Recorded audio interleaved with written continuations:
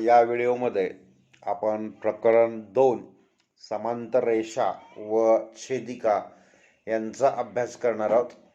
पहिल्यांदा बघूयात. समांतर रेषा एकाच प्रतलात असणाऱ्या व एकमेकांना न छेदणाऱ्या रेषांना समांतर रेषा म्हणतात.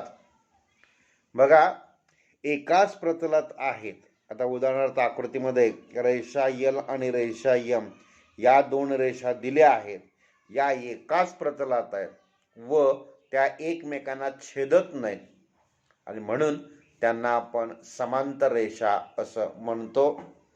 रेषा यल आणि रेषा यम या समांतर आहेत व रेषा यल आणि रेषा यम हे समांतर कसं लिहायचं तर रेषा यल समांतर रेषा यम हे या पद्धतीने लिहायचं.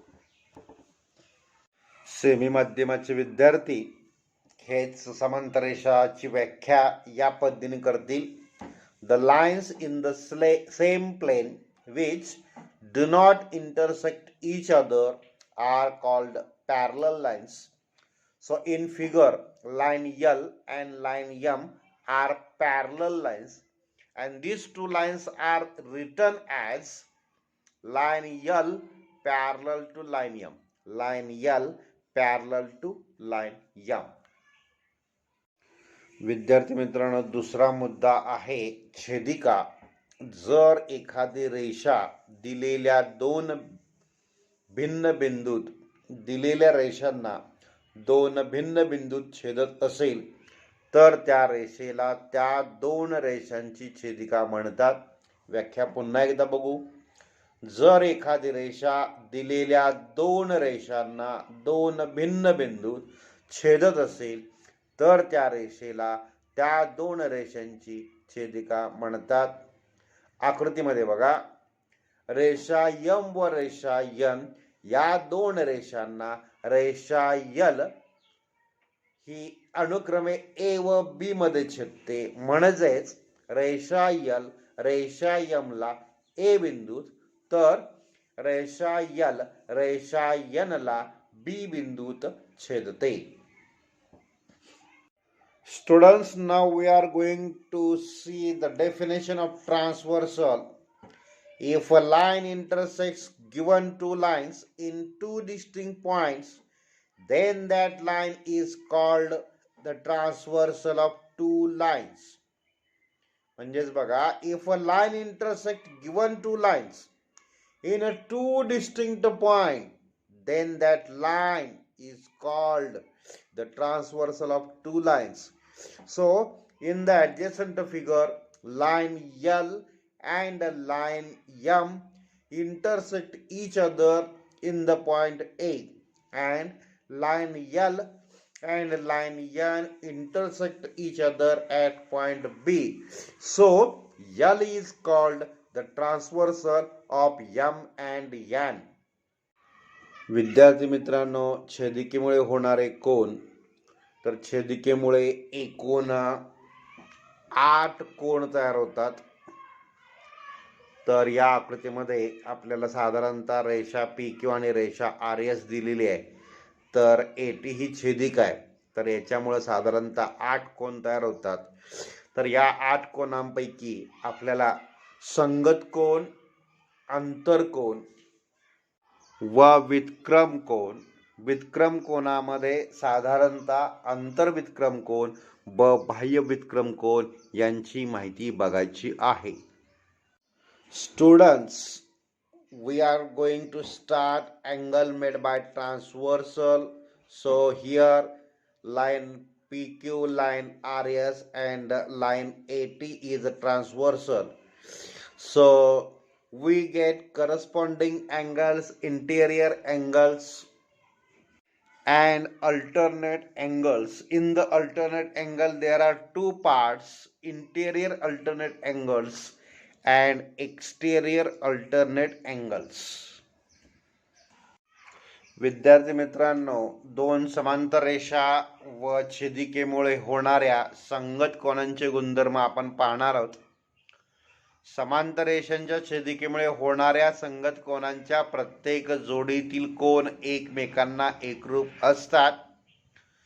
या आकृतीमध्ये रेषा पी क्यू आणि रेषा आर एस समांतर आहेत, तर रेषा ए बी ही त्यांची छेदिका आहे. तर याच्यापासून तयार होणारे कोन बघा, ए एम पी म्हणजेच हा कोन ए एम पी, याला संगत कोन आहे N R M N R M N R. तसेच ए एम क्यू बघा, ए एम क्यू हा कोन A M Q M N S लाल रंगात दाखवलंय बघा. त्यानंतर कोन कोन पी एम एन याला आपण साधारणतः या पद्धतीचे खून करतोय. आणि आर एन बी. तसेच शेवटचा कोण आहे कोन क्यू एम एन, या पद्धतीने खून करूया आणि एकरूप आहे एस एन बी.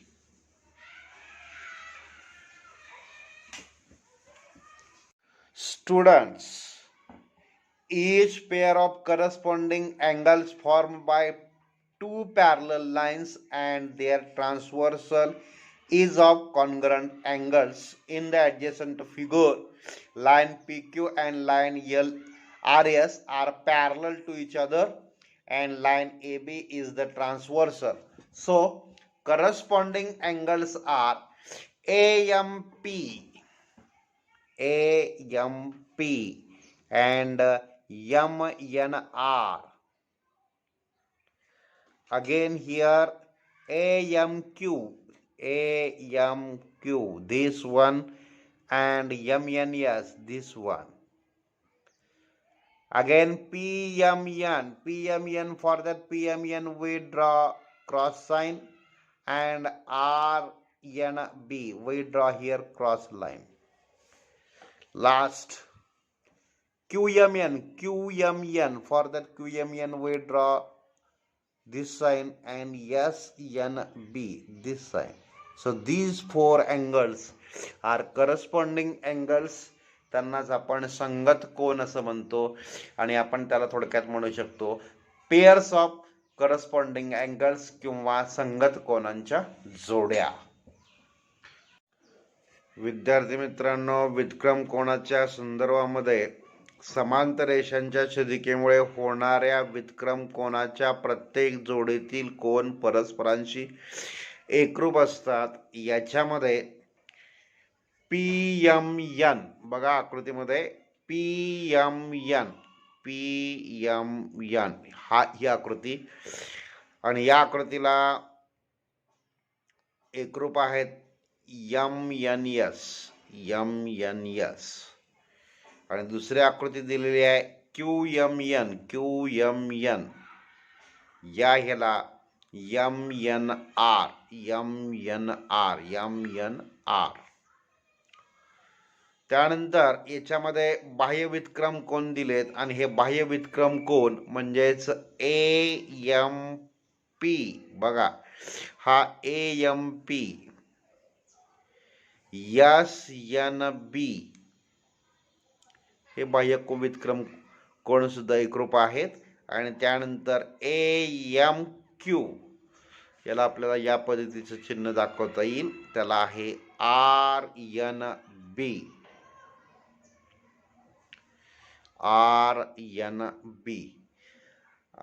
एकरूप कोनाच्या जोड्या व्युत्क्रम कोनाच्या.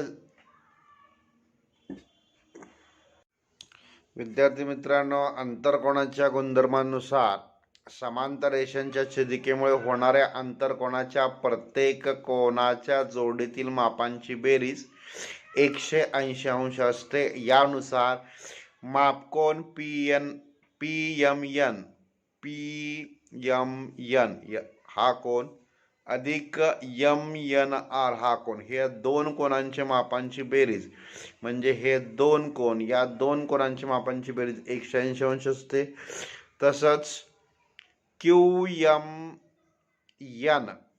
हा कोन आणि एम एन एस हा कोन, या दोन कोनांच्या मापांची बेरीज सुद्धा 180 अंश असते. विद्यार्थी मित्रांनो, तिन्ही कोनांच्या प्रकारचे गुणधर्म एकत्रित बघूया. पहिला प्रकार आहे संगत कोन. दोन समांतर रेषा व एका छेदिकेमुळे तयार होणारे संगत कोन एकरूप असतात. त्याच पद्धतीने दोन समांतर रेषा व छेदिकेमुळे तयार झालेले व्युत्क्रम कोन एकरूप असतात. व सर्वात शेवटी दोन समांतर रेषा व छेदिकेमुळे तयार झालेल्या आंतरकोनांच्या मापांची बेरीज 180 अंश असते. Students, properties of alternate angles. Each pair of alternate angles formed by two parallel lines and their transversal is of congruent angles. So in that figure, angle PMN, this angle and angle MNS, these two angles are congruent. Then QMN, this angle and MNR, these angle are congruent. So again here exterior alternate alternate angles are AMP, this angle AMP, and SNB, this angle. So these angle also congruent. And last AMQ and RNB, these angle are also congruent. So properties of interior angles. Each pair of interior angles formed by two parallel lines and their transversal is supplementary. So PMN, angle PMN, this angle, and MNR. So sum of their angles is 180 degree. This will be 180 degree. And again QMN, this angle, and MNS, this angle, the measures of these two angles is 180 degree.